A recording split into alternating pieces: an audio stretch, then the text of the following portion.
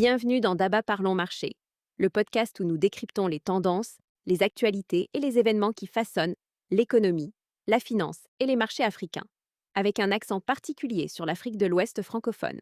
Notre édition régulière est publiée le week-end, mais aujourd'hui, nous vous proposons une édition de mi-semaine, dans laquelle nous prenons un sujet important pour l'explorer plus en profondeur. Et aujourd'hui, nous parlons de cacao. Plus précisément, nous nous posons une grande question. L'Afrique peut-elle enfin utiliser sa domination de la production mondiale de cacao pour capter une plus grande part de l'argent généré par le chocolat? Car 4 pays africains, la Côte d'Ivoire, le Ghana, le Nigeria et le Cameroun, produisent environ 75% du cacao mondial. Pourtant, les producteurs de cacao restent parmi les acteurs les plus pauvres de toute l'industrie du chocolat. Aujourd'hui, ces 4 pays veulent changer cette situation. Le 14 juillet, les dirigeants de la Côte d'Ivoire, du Ghana, du Nigeria et du Cameroun se sont réunis à Abuja pour le Cocoa Value Addition Summit. Cette rencontre a abouti à la création de ce qui est désormais appelé la Cocoa Value Addition Alliance, élargissant la coopération existante entre la Côte d'Ivoire et le Ghana à un bloc de 4 pays. Et l'idée de base est simple. L'Afrique produit déjà les fèves. L'étape suivante consiste à gagner davantage d'argent sur tout ce qui se passe après que les fèves quittent les plantations. Cela signifie davantage de broyage, davantage de transformation, davantage de beurre et de poudre de cacao, davantage de fabrication de chocolat, davantage de conditionnement et, à terme, davantage de marques africaines vendant des produits finis directement aux consommateurs. Cette distinction est importante, car le marché mondial du chocolat représente environ 150 milliards de dollars, alors que les producteurs de cacao recevraient moins de 5 centimes pour chaque dollar dépensé par les consommateurs en chocolat. Entre 5 et 6 millions de producteurs cultivent du cacao dans le monde, principalement sur de petites exploitations. Mais ils captent moins de 16% de la valeur générée par le secteur du cacao. Au Ghana, les producteurs de cacao gagnent environ 1 dollar par jour. En Côte d'Ivoire, ce chiffre est d'environ 78 centimes. Ainsi, même si l'Afrique de l'Ouest contrôle la matière première à la base de l'une des plus grandes industries de consommation au monde, une grande partie de la valeur économique est créée ailleurs. La volonté des pays producteurs de reprendre davantage de contrôle sur le cacao n'est pas nouvelle. Les tentatives de coordination internationale autour du cacao remontent à plusieurs décennies. Dans les années 1970, des accords ont introduit des mécanismes de stabilisation des prix. Dans les années 1980, les producteurs ont expérimenté un stock régulateur d'environ 250 000 tonnes, achetant et stockant du cacao lorsque les prix étaient en faible. Ces systèmes ont fini par échouer. Plus récemment, la Côte d'Ivoire et le Ghana ont créé la Côte d'Ivoire-Ghana Cocoa Initiative. En 2019, ils ont introduit le Living Income Differential, ou LID, ajoutant 400 dollars par tonne au prix du cacao afin d'améliorer les revenus des producteurs. Au départ, la mesure semblait fonctionner. En octobre 2020, le prix garanti bord-champ au Ghana avait augmenté de 28%, tandis que celui de la Côte d'Ivoire avait progressé de 21%. Mais les acheteurs se sont adaptés. Certaines entreprises chocolatières ont payé les 400 dollars supplémentaires, tout en réduisant d'autres primes qu'elles versaient auparavant pour la qualité et l'origine du cacao. Une partie du bénéfice a donc disparu, et c'est l'une des leçons à retenir pour cette nouvelle alliance. Modifier une composante du prix du cacao ne signifie pas que le reste du marché restera inchangé. Vous entendrez peut-être ce nouveau groupe être décrit comme un cartel du cacao, voire comme une version africaine de l'OPEP. Mais la comparaison a ses limites. L'OPEP peut influencer le marché pétrolier, notamment en coordonnant la production. Le pétrole peut rester sous terre. Le cacao, non. Une fois que les cacaoyers sont plantés, ils continuent de produire des cabosses. Les producteurs ont besoin de revenus et les fèves récoltées ne peuvent pas simplement être retirées du marché indéfiniment. Tenter de faire monter les prix en limitant les exportations pourrait obliger les gouvernements à acheter et stocker d'énormes quantités de cacao. Cela pourrait également encourager des producteurs dans d'autres pays à planter davantage de cacao, ce qui finirait par augmenter l'offre mondiale. Et les acheteurs ont eux aussi plusieurs options. Les entreprises qu'on a chocolatières peuvent réduire leur stock, s'approvisionner sur d'autres marchés, modifier leurs primes ou même reformuler leurs produits pour utiliser moins de cacao lorsque les prix deviennent trop élevés. L'objectif ne peut donc pas simplement être d'obtenir le prix du cacao le plus élevé possible.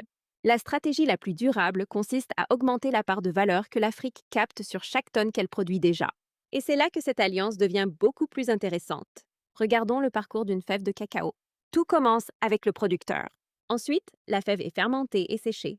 Elle peut être broyée pour produire de la pâte de cacao, puis séparée en beurre de cacao et en poudre de cacao, transformée en chocolat, conditionnée, commercialisée sous une marque. distribué et enfin vendu aux consommateurs. À chaque étape, davantage de valeur est ajoutée. Pourtant, les recherches mises en avant dans le rapport d'Abapro montrent qu'une grande partie des profits de la chaîne cacao-chocolat se concentre plus en aval, notamment dans la transformation avancée, la création de marques et la distribution. Des pays comme la Belgique, l'Allemagne et les Pays-Bas ne produisent pratiquement pas de cacao, mais ils captent une valeur économique importante en transformant le cacao en produit fini. C'est ce déséquilibre que les producteurs africains veulent corriger. Au lieu de simplement demander au reste du monde de payer davantage pour les fèves, la plus grande opportunité consiste à faire en sorte qu'une plus grande quantité de ces fèves soit transformée, manufacturée et commercialisée sous des marques en Afrique. Le timing compte également. Les marchés du cacao ont connu des variations considérables. Les prix ont grimpé jusqu'à environ 13 000 $ la tonne fin 2024, avant de chuter fortement. Début juillet 2026, les contrats à terme sur le cacao à New York se négociaient légèrement au-dessus de 6 000 $ la tonne. Dans le même temps, le marché mondial est passé d'un déficit de 492 000 tonnes durant la campagne 2023-2024 à un excédent estimé à 48 000 tonnes en 2024-2025. La production a rebondi de 8,3%, tandis que les broyages mondiaux de cacao ont reculé de 3,8%. Pour les économies et les communautés agricoles qui dépendent fortement du cacao, un tel niveau de volatilité est difficile à absorber. Une autre échéance approche également. À partir du 30 décembre 2026, les grands et moyens opérateurs concernés par les règles de l'Union européenne sur la déforestation devront démontrer que les matières premières, y compris le cacao, ont été produites légalement et sans contribuer à la déforestation.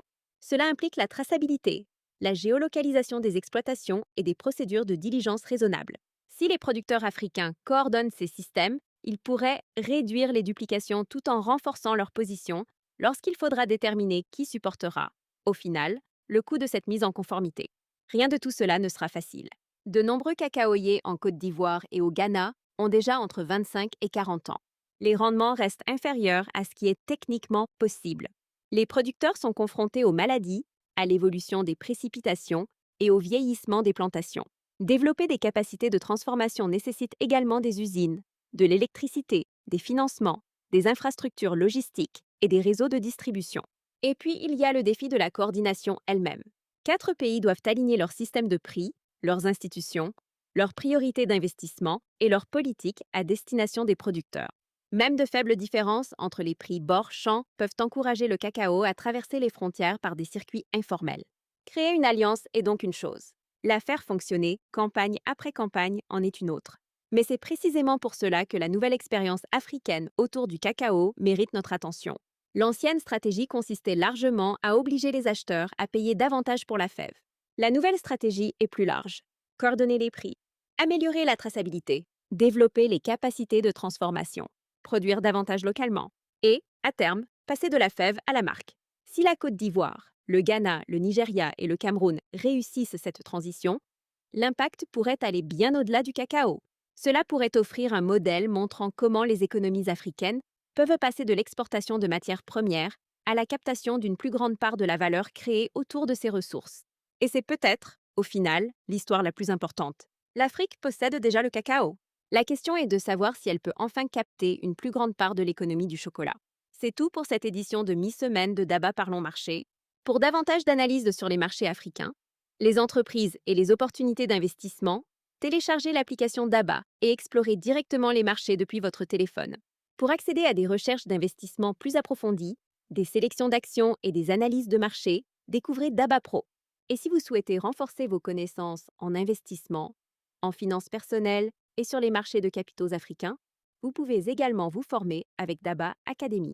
Si vous avez trouvé cet épisode intéressant, likez-le, laissez-nous un commentaire et partagez-le avec une personne qui suit l'actualité des entreprises, de la finance ou des marchés africains.